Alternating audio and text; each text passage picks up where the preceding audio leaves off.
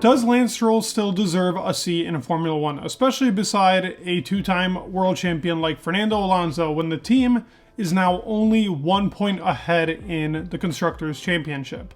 And almost 85% of the points is held by Alonso. Lance has had, I'd say, two pretty bad Grand Prix, both being Miami and Monaco. But without context, you don't really get a good idea of why these Grand Prix were bad and why he's getting the criticism that he is getting. So in my opinion, and what I think of Lance, I think that Lance is actually a pretty good driver. I don't think he's an all-star talent like Charles Leclerc or Lando Norris, but he is a good driver, and a driver that I think has shown himself to be better and better and better going into every single year, continuing into 2023. Now, every driver has his bad days and just days that aren't going well for him. In this case, it was 2 Grand Prix in a row. We wouldn't have seen how it was in Imola due to the tragedy, but he actually performs pretty well in Imola, and he's actually had a pretty notoriously bad record in Monaco. Now, as for Miami, it was one of his best Grand Prix in 2022, but they were stuck in traffic, and in qualifying, they only had him on one set of tires. Now, while this was the same for Fernando just barely made it into Q2.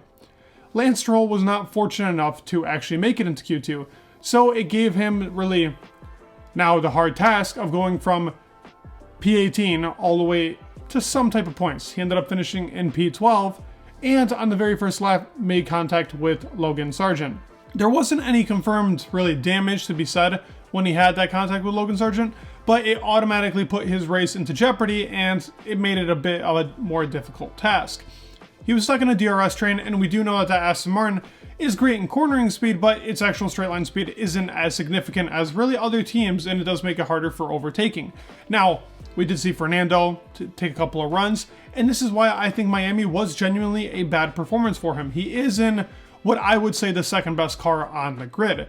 It's not acceptable to be still finishing out of the points in a car that's really just that fast. They are separated by a good margin to really the AlphaTauris and the Williams, and there were points that Yuki was overtaking him and staying in front of him for a very long period of time. And the biggest reasoning as to why Lance Stroll gets the criticism that we really see in the media and through fans, it's his inconsistency. And I'm not just talking about from Grand Prix to Grand Prix, I'm even talking about in the races. If you ever look at him on a lap-to-lap basis, he is slower in some laps, faster than the others. It isn't a consistent pace, so he's not able to actually really hold those tires as well as, let's say, somebody like a Max Verstappen. I mean, I know it's a big comparison, but you look at Max, he'll be putting in, if the lap time needs to be a 145, he's putting them in 145, 145.1, 145. They're on the dot. You ask Lance to do the same thing, 145.6, 145.7, 145.1, 145.8. Like, it's all over the grid, and with that type of really inconsistency, you're not able to keep those tires in the right position. You're now not being able to make a consistent race. You're losing time on the other person. It's just a big mix of inconsistency that really puts down how good of a driver, in my opinion, Lance Stroll is. I mean, we saw the pole position. We've seen the multiple podiums. We've seen what he can do in a good car. I mean, I can argue, listen, he was not very fortunate when it came to how his season started. He had no practice, came into Bahrain with a broken wrist, actually 2 broken wrists, and performed really well. Finished, was it 7th, 8th? I forget the exact positioning, but he did a very good race in Bahrain. Now in Saudi, he had the overtake of the race, arguably could have been fighting for the P4 position easily, would have been ahead of Carlos Sainz and both Charles Leclerc. Now, would he have caught up to Fernando? I don't think so, but a P4 was definitely there if it wasn't for the actual engine just blowing out on him, which I think it was an ERS problem at the end of the day. So he lost out on, 12 points? So in reality, he should be somewhere around at least 41, 42 points. He didn't have a great sprint in Baku. Let's be honest, he had a couple of mistakes. Had a couple of mistakes even in the main race in Baku. And that's where it just kind of started going downhill. Baku wasn't a great race when Fernando was practically catching up to third. Yes, both cars had DRS problems, but that's not really a good showing of what the car could still show out.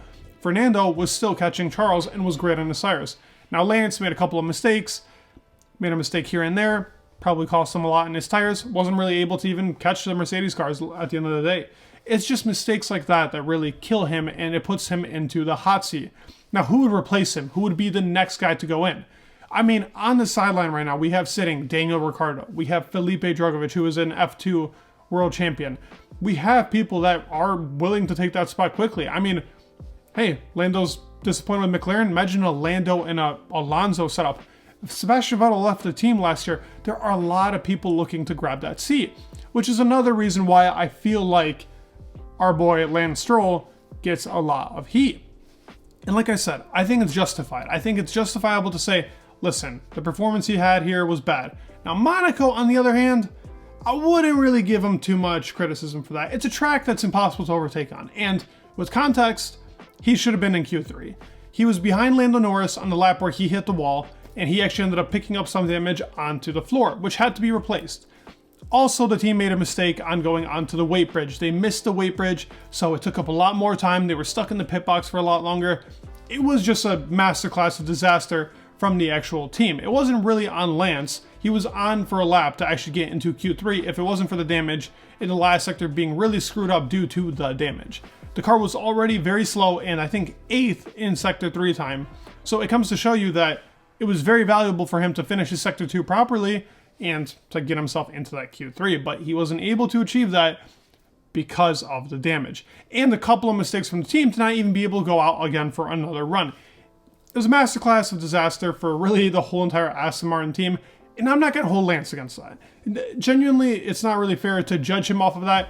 What do you expect him to do in the race? I mean, we saw Perez. He was ahead of Perez for 99% of the race, so up until he crashed, yes, he made a couple of mistakes. He went into the chicane and stuff. He was frustrated. It was this bad weekend, a very bad weekend, but I would say that Miami was way worse than it was in Monaco. Monaco's not a Grand Prix that I expected him to come back and get into the points somehow. He tried.